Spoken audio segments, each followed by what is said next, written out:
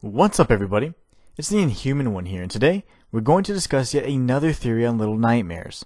Today we're going to analyze the long-awaited 7 deadly sins theory. But before we jump right into the theory, I would like to enlighten you on the origins of the 7 deadly sins concept in Christianity. Many people commonly accept that the term 7 deadly sins is a phrase in the Bible listing out a number of abominable actions punishable by death. However, the phrase 7 deadly sins cannot be found within the entirety of the Bible.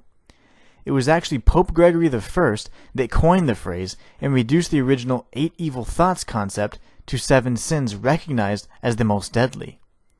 Although Proverbs chapter 6, verses 16 through 19 of the Bible makes mention of 7 abominable acts or behaviors, these do not coincide with the sins that the Pope categorized in 590 AD. So now that we know the origin of the 7 deadly sins, let's list them so that we know which will be featured in this theory.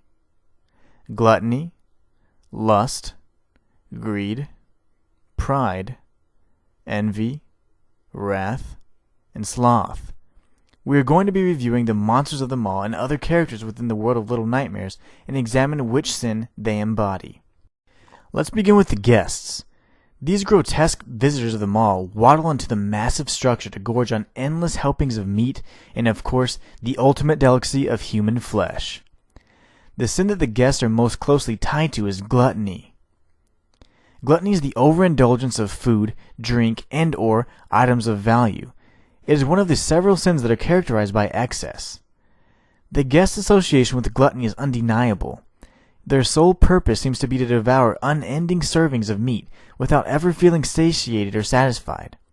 Their plates are buried under flesh, and their glasses are always overflowing with wine.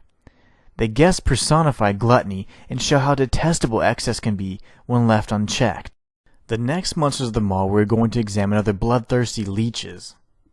The sin most closely associated with these creatures is lust, for it is their thirst for bloodshed, otherwise called bloodlust, that drives them towards their next victim. The leeches frantically crawl and writhe towards their prey the moment they catch the scent of blood. This excessive desire to consume the blood, and in essence, the life force of any living creature, represents the lustful euphoria that they feel when they latch onto their hapless victims and drain every last drop of blood. Let's move on to the next monster of them all, the Janitor. The sin most prominent in this creature is greed. The Janitor's impossibly lengthy arms are representative of the fact that he longs for more and more, constantly desiring things that are beyond his reach. His collection of dolls, books, and childlike creatures is never-ending, and hordes of them can be found in his quarters.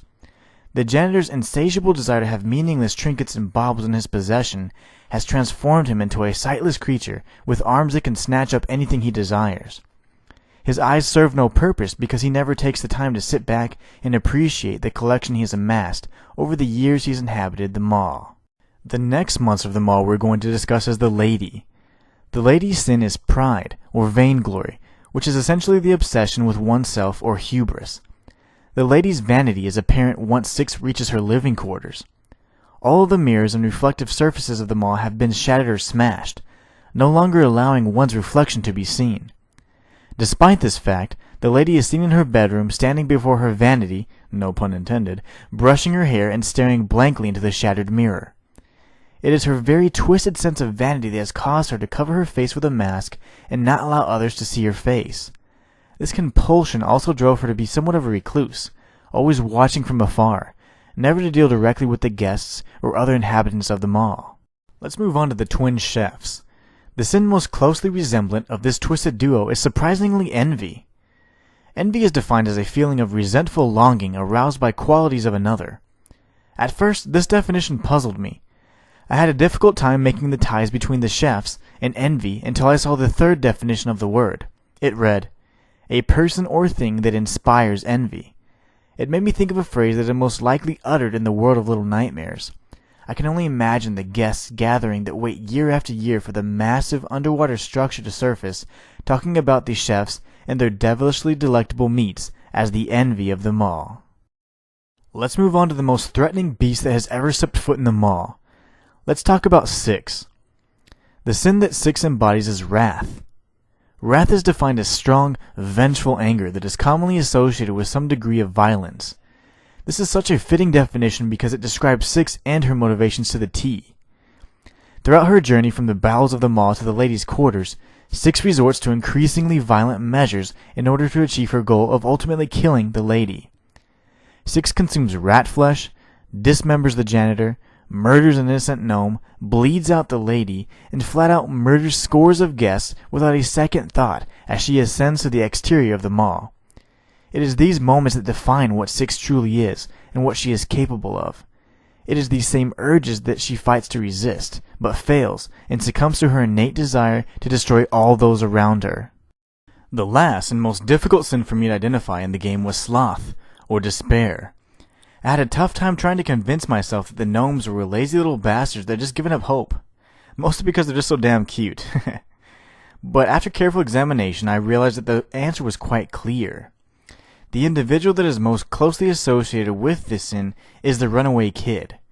When we first encounter the boy that will be featured as the main character in the upcoming Secrets of the Mall DLC, he is seemingly defeated.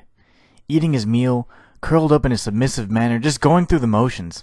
It's as if, at this point in time, that the Runaway Kid had accepted the dreadful situation he was in and submitted to his fate. Even after providing Six with a piece of bread to satiate her hunger, he simply returns to his seat and curls up, sitting, staring, hoping that the world was different. With news of the DLC, the Runaway Kid is obviously no longer shackled by his reluctance to make an effort to take control of his situation and seek freedom. He is actively trying to fight the sins of his past in an attempt to escape the horrors of the mall. As you can see, the sins of man can take many forms. In some instances, the correlations are obvious, just like in the examples of the lady and the janitor, but careful observation will reveal evil that lurks beneath the surface.